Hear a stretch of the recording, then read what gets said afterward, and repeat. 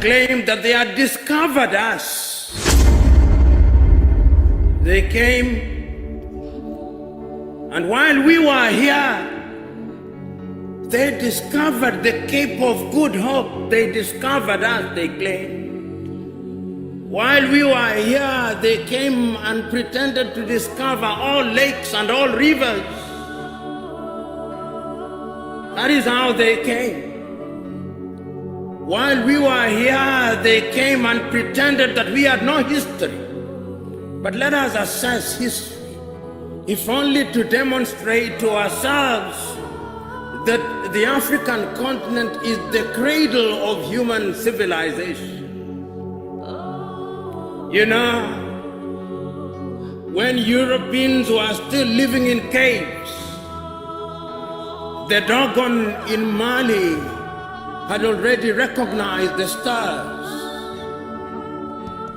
When the Europeans were still eating raw meat, the Africans had discovered fire. The Africans were the pioneers.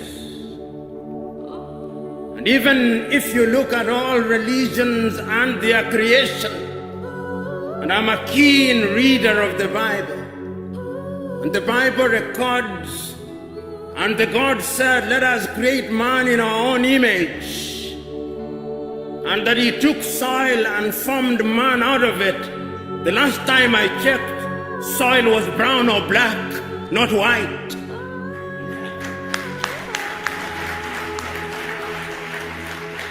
And I can confirm that I checked this morning. The soil is still black, the soil is still brown, and if therefore anybody is created in the image of God, it is we who are of the black race. Islam also says the same thing. And you know, Africa has been abused. When you look at the maps that are drawn by European cartographers, Africa is smaller than the United States of America, and yet it is larger, almost as large as Asia. They minimize us at all times. Even the thing they call the Middle East, what is middle about it? How can it be that Israel is not part of Africa, but Madagascar is a part of Africa? When we assembled here to talk about decolonization of the mind, we must remind ourselves of our history. The pyramids were made here in Africa. It still defies architecture and engineering. It's the Africans who made them. The walls of Benin, which are 4 times longer than the Chinese Great Wall, were here in Africa. The temples of Lalibela, which were dug out in Ethiopia out of the soil, were made here in Africa. The great walls of Monomatapa in Zimbabwe were made here in Africa. And when you go to the warriors of the world, the Monis or the Amazons of Dahomey were found in present-day Benin. King Zinga of the Mbanda, of the Batamba, was here in Angola. Africa is the... At Hunt, we believe in the power of dreams. Cradle of human civilization. You know, as a young man, I read Ghana's Jody Graft's play, Muntu, in which he says in part, some things we know and some things we do not know. But this one we know, that Odoman Koma created the world. And that Odoman Koma is God. And that God is neither Christian nor Muslim nor all these things, because God is a spirit. And if he is a spirit, he cannot be all those things. Your own Desmond Mpilo Tutu writes in a book, God is not a Christian. And he is not. Even for those of us who are of the Christian faith, Christ was not a Christian. Christianity is a post-Christ religion. And you can see that God has been appropriated by civilization, and over the years they have been whitening God. When God was in the Middle East, even Christ was in the Middle East, he was not as white as he is now presented to us. They took Christ to the Greeks. They made him white and they made him speak Greek. When they were tired with him, they took him to Rome and they made him speak Latin. And when they had tired with it, they created a religion that they called the Roman Catholic Church.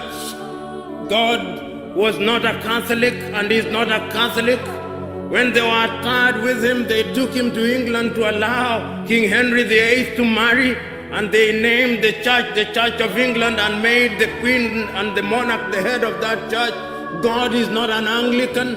And when they were tired, they took him to Scotland and they made him a Presbyterian. And when they were tired, they made God a Methodist. And when they were tired, they took him to Germany and they made him a Lutheran.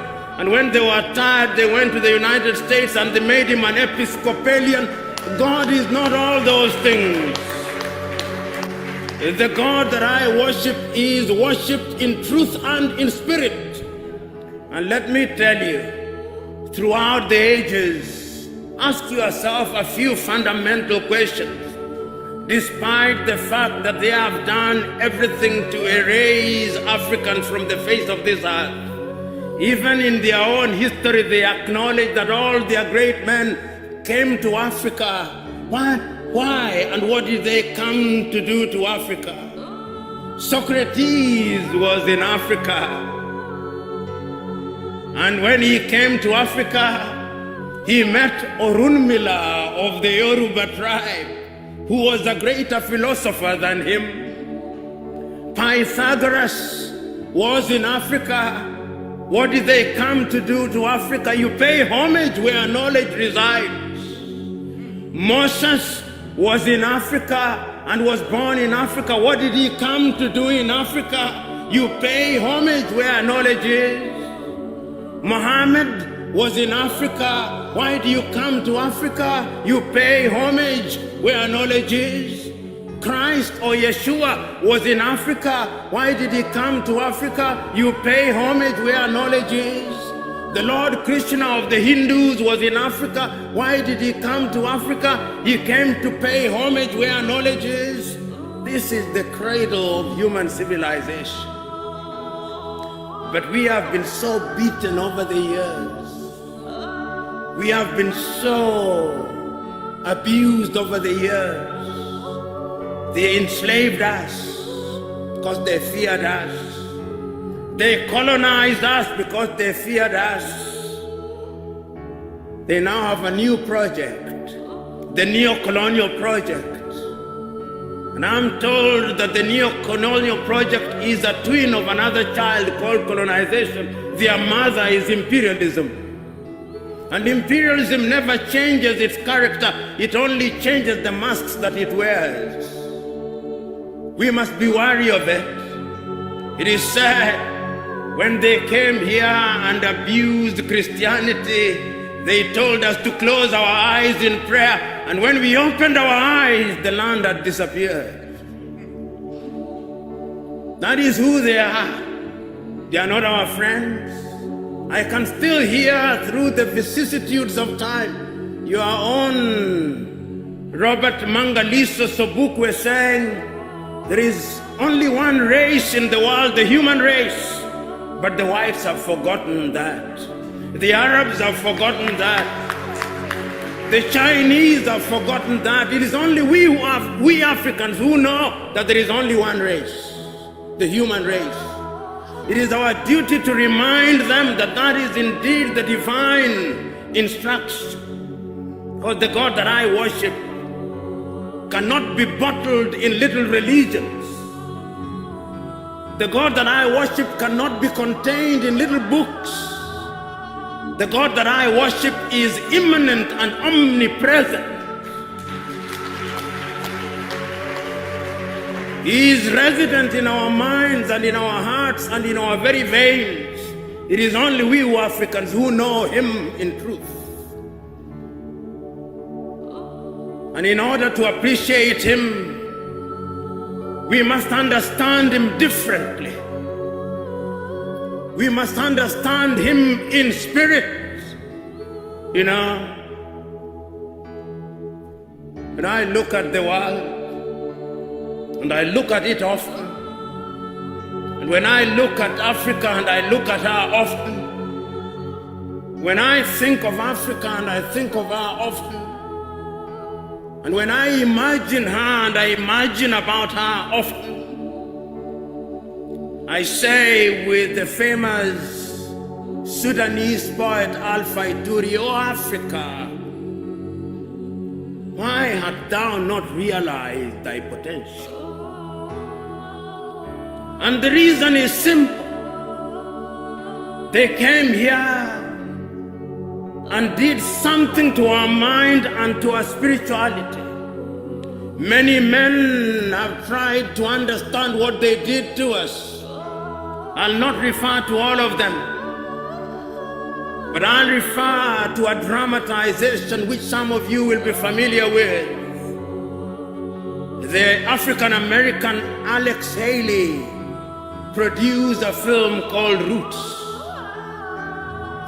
And in Roots, he dramatizes the life of a young man uprooted from Jufure village in what is now known as the Gambia, Kunta Kinte.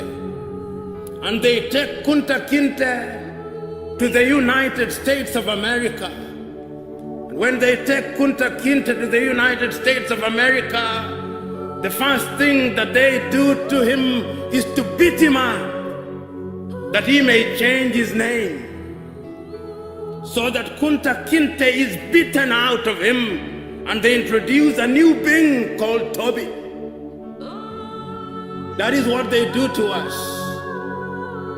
They beat our Africanness out of us.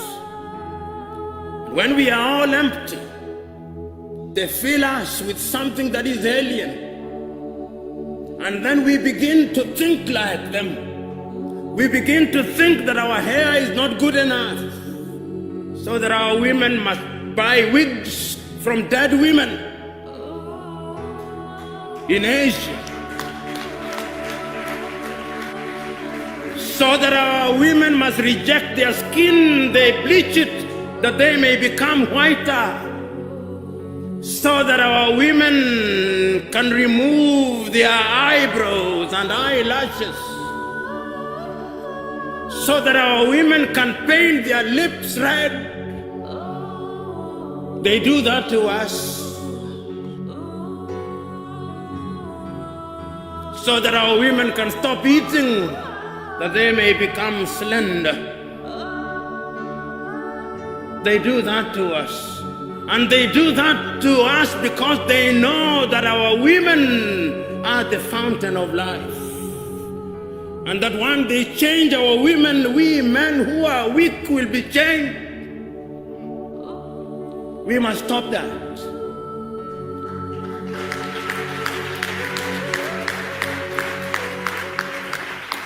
Hey, and that's a fact. These people have came to destroy, rape, rob, pillage, and take over whole cultures, leaving people without their own land and resources. It's a dirty game that they play. It's a dirty game that they continue to play. Shaking my head.